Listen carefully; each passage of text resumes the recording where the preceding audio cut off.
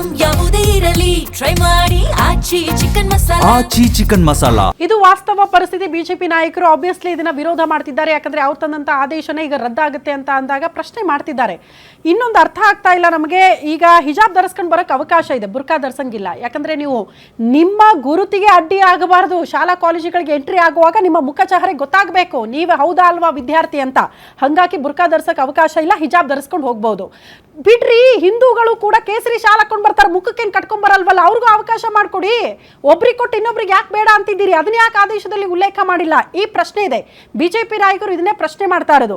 ಇದರಿಂದ ನೋಡಿ, ಮಕ್ಕಳಿಗೆ ಪಾಪ ಏನೂ ಗೊತ್ತಿರಲ್ಲ, ನೀವೇ ಹೇಳ್ತಾ ಇದ್ದೀರಿ ಜಾತಿ ಧರ್ಮ ಇಂಥ ಭೇದ ಭಾವ ಮೂಡಿಸ್ತಾ ಇರೋದು ನೀವೇನೆ. ಸೊ ಇದೇ ಪ್ರಶ್ನೆ ಇರೋದು. ಇದ್ರ ಬಗ್ಗೆ ಚರ್ಚೆ ಮಾಡೋಣ. ನಮ್ಮ ಜೊತೆಗೆ ಅತಿಥಿಗಳು ಜಾಯಿನ್ ಆಗಿದ್ದಾರೆ, ಅವ್ರನ್ನ ವೆಲ್ಕಮ್ ಮಾಡ್ಕೊಳ್ಳೋಣ. ನಮ್ಮ ಜೊತೆಗೆ ಬಿಜೆಪಿ ವಕ್ತಾರರು ಆದಂತಹ ಶ್ರೀವಲ್ಲಿ ಮೇಡಮ್ ಇದ್ದಾರೆ. ಮೇಡಮ್ ನಮಸ್ತೆ, ಕಾರ್ಯಕ್ರಮಕ್ಕೆ ಆತ್ಮೀಯ ಸ್ವಾಗತ. ಅದೇ ರೀತಿ ಶಿಕ್ಷಣ ತಜ್ಞರು ಈರೇಗೌಡ ಸರ್ ಇದ್ದಾರೆ. ಸರ್ ನಮಸ್ತೆ, ಕಾರ್ಯಕ್ರಮಕ್ಕೆ ಆತ್ಮೀಯ ಸ್ವಾಗತ. ಮುಸ್ಲಿಂ ಮುಖಂಡರು ಆದಂತಹ ಸಾದಿಕ್ ಪಾಷಾ ಸರ್ ಇದ್ದಾರೆ. ಸರ್ ನಮಸ್ತೆ, ಕಾರ್ಯಕ್ರಮಕ್ಕೆ ಆತ್ಮೀಯ ಸ್ವಾಗತ. ಶಿವಸೇನೆ ವಕ್ತಾರರು ಆದಂತಹ ಭಾಸ್ಕರನ್ ಸರ್ ಇದ್ದಾರೆ. ಸರ್ ನಮಸ್ತೆ, ಕಾರ್ಯಕ್ರಮಕ್ಕೆ ಆತ್ಮೀಯ ಸ್ವಾಗತ. ಅದೇ ರೀತಿ ಕಾಂಗ್ರೆಸ್ನ ವಕ್ತಾರರು ಆದಂತಹ ಮಹಾಂತೇಶ್ ಲಕ್ಷ್ಮಣ್ ಹಟ್ಟಿ ಸರ್ ಇದ್ದಾರೆ. ಸರ್ ನಮಸ್ತೆ, ಕಾರ್ಯಕ್ರಮಕ್ಕೆ ಆತ್ಮೀಯ ಸ್ವಾಗತ. ಮೊದಲಾಗಿ ಕಾಂಗ್ರೆಸ್ ವಕ್ತಾರರಿಂದ ಪ್ರಾರಂಭ ಮಾಡೋಣ. ಯಾಕಂದ್ರೆ ಅವರೇ ಆದೇಶ ರದ್ದು ಮಾಡಿರೋದು. ಬಿಜೆಪಿ ತಂದಿರುವಂತಹ ಆದೇಶವನ್ನ ರದ್ದು ಮಾಡಿ ನಿನ್ನೆ ಒಂದು ಪ್ರಮುಖ ಆದೇಶ ಬಂತು. ಮಹಾಂತೇಶ್ ಸರ್, ಯಾಕೆ ದಿಢೀರ್ ಅಂತ ಈ ಬೆಳವಣಿಗೆ? ಯಾಕಿಂತದೊಂದು ನಿರ್ಧಾರ? ಆತಂಕನಾ? ನೋಡಿ ಮೇಡಮ್, ಈ ಹಿಂದೆ ಸ್ವತಂತ್ರ ಪೂರ್ವದಿಂದ ಇದು ನಡ್ಕೊಂಡು ಬಂದಿದೆ. ಈಗ ನಾವೆಲ್ಲರೂ ಹಿಂದೂಗಳು. ಚುನಾವಣೆ ಟೈಮಲ್ಲಿ ಹಿಂದುತ್ವ ಹಿಂದುತ್ವ ಹಿಂದೂ ಅಂತ ಅದನ್ನು ಹೇಳ್ತಾ ಇದ್ದಾರೆ. ನಾವೆಲ್ಲ ಹಿಂದೂಗಳಲ್ವಾ?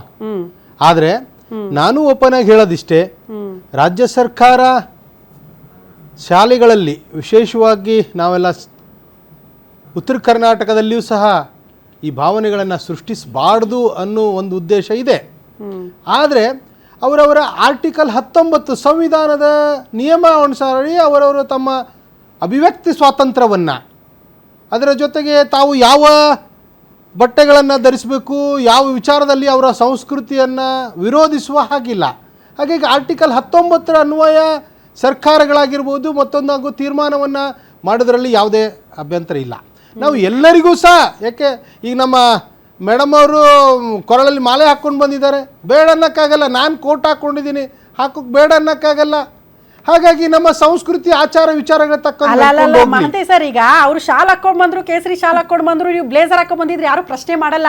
ಹಿಜಾಬ್ ಹೊರಗಡೆ ಹಾಕೊಂಡು ಓಡಾಡಿದ್ರು ಪ್ರಶ್ನೆ ಮಾಡ್ತಿಲ್ಲ. ಹಿಜಾಬ್ ಬೇಡ ಅಂತ ಯಾರು ಹೇಳ್ತಿಲ್ಲ. ಶಾಲಾ ಕಾಲೇಜುಗಳಿಗೆ ಯಾಕೆ ಅನ್ನೋದೇ ಪ್ರಶ್ನೆ ಇರೋದು. ಅದ್ರ ಬಗ್ಗೆ ಕ್ಲಾರಿಟಿ ಕೊಡಿ. ಇವ್ರು ಹಾಕೊಂಡ್ ಬಂದಿರೋದಕ್ಕೆ ನಾವ್ ಹಾಕೊಂಡಿರೋದಕ್ಕೆ ಯಾರು ಪ್ರಶ್ನೆ ಮಾಡ್ತಿಲ್ಲ. ಕ್ಲಾಸ್ ರೂಮ್ ಅಲ್ಲಿ ಕೂತು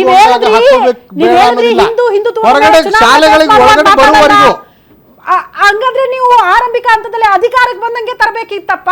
ಶಾಲೆಗಳಿಗೆ ಬರೋವರೆಗೂ, ಈಗ ಅವ್ರ ಸಂಸ್ಕೃತಿ ಶಾಲೆಗಳಿಗೆ ಬರೋವರೆಗೂ, ಶಾಲೆಗೆ ಬಂದ ಮೇಲೆ ಒಳಗಡೆ ಅವ್ರವ್ರ ಯೂನಿಫಾರ್ಮ್ಗಳನ್ನು ಹಾಕ್ಲಿಕ್ಕೆ ಅವಕಾಶ ಇದೆ. ಅದರ ಓಕೆ ನಾ ಶಿಕ್ಷಣ ತಜ್ಞರ ಹತ್ರ ಹೋಗ್ತೀನಿ. ರಾಜಕೀಯ ಪಕ್ಕಕ್ಕಿಟ್ಟು ಈರೇಗೌಡ ಸರ್, ರಾಜ್ಯ ಸರ್ಕಾರ ತಂದಿರುವಂತಹ ಆದೇಶ ಸರಿಯಾಗಿದೆಯಾ? ಇದನ್ನ ಸ್ವಾಗತ ಮಾಡ್ಕೊಳ್ಬಹುದಾ? ಮಕ್ಕಳ ಹಿತದೃಷ್ಟಿಯಿಂದ ನಾ ಈ ಪ್ರಶ್ನೆ ಮಾಡ್ತಾ ಇದ್ದೀನಿ. ಮೇಡಮ್, ನಾವು ಸುಮಾರು 30 ವರ್ಷಗಳ ಕಾಲ ನಾನು ಸರ್ಕಾರಿ ಸಂಸ್ಥೆನಲ್ಲಿ ಪದವಿ ಪೂರ್ವ ಮಟ್ಟದಲ್ಲಿ ಕೆಲಸ ಮಾಡಿದ್ದೀನಿ. ಈಗ ಆ ಹಿಜಾಬು ಅಥವಾ ಕೇಸರಿ ಶಾಲು ಅನ್ನೋದಕ್ಕಿಂತನೂ ಕಾಲೇಜುಗಳಲ್ಲಿ ಅಥವಾ ಸ್ಕೂಲ್ಗಳಲ್ಲಿ ಮಕ್ಕಳು ಮನಃಶಾಂತಿಯಿಂದ ಸೋದರತ್ವ ಮನೋಭಾವದಿಂದ ಬಾಳೋದಿಕ್ಕೆ ಈ ರಾಜಕೀಯ ಪಕ್ಷಗಳು ಬಿಟ್ಕೊಟ್ರೆ ಉಪನ್ಯಾಸಕರು, ಶಿಕ್ಷಕರು, ಪ್ರಾಂಶುಪಾಲರು ಎಲ್ಲರೂ ಖುಷಿಯಿಂದ ಕೆಲಸ ಮಾಡ್ಬೋದು. ಅದರಿಂದ ಈ ರಾಜಕೀಯನ ಹೊರತುಪಡಿಸಿ ಶಿಕ್ಷಣಕ್ಕೆ ಒಂದು ಕಾನೂನನ್ನು ತಂದು ಸಮಾನತೆನ ಕಾಪಾಡಬೇಕು ಅನ್ನೋದು ನನ್ನ 30 ವರ್ಷದ ಅನುಭವ. ಎಸ್, ಇದೇ ಇರೋದು ಪ್ರಶ್ನೆ ಇರೋದು. ಯಾಕೆ ಸುಮ್ಮನೆ ಇಲ್ಲದೆಲ್ಲ ಬೆಂಕಿ ಹಚ್ಚಕ್ಕೆ ಬರ್ತೀರಪ್ಪ? ಶಿಕ್ಷಣ ಸಂಸ್ಥೆಗಳಲ್ಲಿ ಇರಬೇಕಾಗಿರೋ ಸಮಸ್ಯೆಗಳು ಸಾಕಷ್ಟಿದೆ, ಅದನ್ನ ನಿವಾರಣೆ ಮಾಡಿ. ಇಲ್ಲದೆ ಇರೋ ಸಮಸ್ಯೆ ಯಾಕೆ? ಈಗ ನಾವೆಲ್ಲ ಬಂದು ಸಮಾನತೆಯ ಭಾವ ಮಕ್ಕಳಲ್ಲಿ ಇರಬೇಕು ಅನ್ನೋ ಕಾರಣಕ್ಕೇನೆ ಸಮಾನತೆ, ಈ ಸಮವಸ್ತ್ರ ಬಂದಿರೋದು. ಆ ಸಮವಸ್ತ್ರ ಬಿಟ್ಟು ನಿಮ್ ಧರ್ಮಕ್ಕೆ ಸೇರಿರುವಂತ ಶಾಲ್ ಹಾಕೊಂಡ್ ಬನ್ನಿ, ಹಿಜಾಬ್ ಹಾಕೊಂಡ್ ಬನ್ನಿ ಅಂತ ಅಂದ್ರೆ ಹೊರಗಡೆ ಹಾಕೊಳ್ಳೋದಕ್ಕೆ ಪ್ರಶ್ನೆ ಅಲ್ಲ, ಒಳಗಡೆ ಹಾಕೊಂಡು ಹೋಗ್ತಾ ಇರೋದಕ್ಕೆ ಪ್ರಶ್ನೆ ಇರೋದು. ಸಾದಿಕ್ ಪಾಷಾ ಸರ್, ಫುಲ್ ಖುಷಿಯಾಗಿದೆಯಾ ಈ ಆದೇಶ, ರಾಜ್ಯ ಸರ್ಕಾರದ ಆದೇಶ? ಮೇಡಮ್ ನೋಡಿ, ಈ ಸಲ ಕಾಂಗ್ರೆಸ್ ಗೌರ್ಮೆಂಟ್ ಬಂದಿದ್ದು ನಾವು ಮುಸಲ್ಮಾನರು ಒಗ್ಗಟ್ಟಾಗಿ ವೋಟ್ ಹಾಕಿದ್ದು. ಅದಕ್ಕೆ ಕಾರಣ ಏನಂದರೆ ಹಿಜಾಬ್ ದೊಡ್ಡ ಇದು. ಬಿ ಜೆ ಪಿ ಗೌರ್ಮೆಂಟು 2-3 ವರ್ಷ ತುಂಬ ತೊಂದರೆ ಕೊಟ್ಟರು ಮುಸಲ್ಮಾನರಿಗೆ. ಬೀದಿಗೆ ಬಂದು ಹಿಜಾಬು, ಹಲಾಲು, ಮಾವಿನಹಣ್ಣು ಏನು ಬೀಳಲಿಲ್ಲ.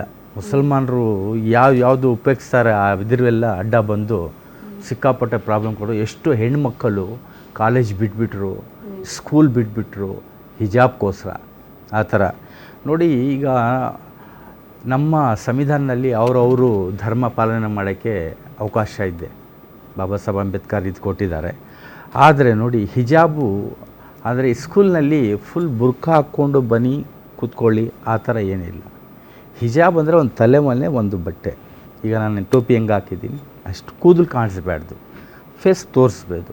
ಅದು ನೋಡಿ ಮೇಡಮ್, ಅದಕ್ಕೆ 75 ವರ್ಷದಿಂದ 70 ವರ್ಷದಿಂದ ನಡೀತಾ ಇದ್ದಿದ್ದು ಸಡನ್ನಾಗಿ BJP ಬಂದು ಇದು ಹಿಜಾಬು ಹಾಕ್ಕೊಂಡು ಬರಬಾರ್ದು ಅಂತ ಒಂದು ಕಾನೂನು ತಂದ್ರಲ್ಲ, ಅದು ತಪ್ಪು. ಅದರಿಂದ ನಮಗೆ ಮನಸ್ಸಿಗೆ ಧಕ್ಕೆ ಆಗಿದೆ. ಇಲ್ಲಾಂದರೆ ಕಾಂಗ್ರೆಸ್ ಬರ್ತಾ ಇಲ್ಲ. ಇದು ಒಂದೇ ಹಿಜಾಬು, BJPನೇ ಇರ್ತಾಯಿತ್ತು. ಈ ಹಿಜಾಬೇ ಮಾಡಿದ್ದು ಕೆಲಸ. ನೋಡಿ, ನಾವು ಹೇಳೋದು ಕಾಂಗ್ರೆಸ್ನವರು 3 ವರ್ಷ ಬೇಕಾ ಇದು ಮಾಡೋಕ್ಕೆ. ನಮ್ಮದು ಎಷ್ಟು ಸಮಸ್ಯೆಗಳು ಇದೆ.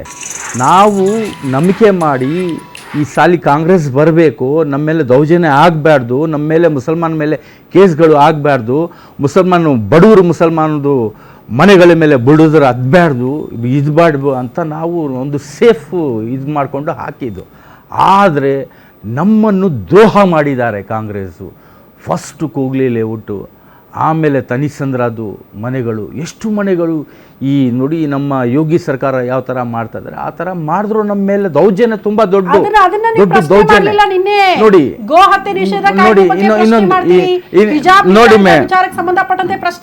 ನೋಡಿ ಮೇಡಮ್, ಈಗ ಈ ಮಾಡಿದ್ದು ನೋಡಿ ಖುಷಿನೇ, ನಮಗೇನಿದಿಲ್ಲ. ಇನ್ನೊಂದು ಹೋದ ಸಾಲಿ ನಾನು ಬಂದು ಒಂದು ಡಿಬೇಟ್ನಲ್ಲಿ ಇದೇ ಕೂತ್ಕೊಂಡು ಜನಿವಾರ ಮತ್ತು ಉಡ್ದಾರ ಶಿವದಾರ ಅದ್ರ ಮೇಲೆ ನಾನು ಖಂಡಿಸಿದೆ. ನಾನು ಇದು ನೋಡಿ ಒಂದು ಧರ್ಮದ ಒಂದು ಐಡೆಂಟಿಟಿ ಅದು.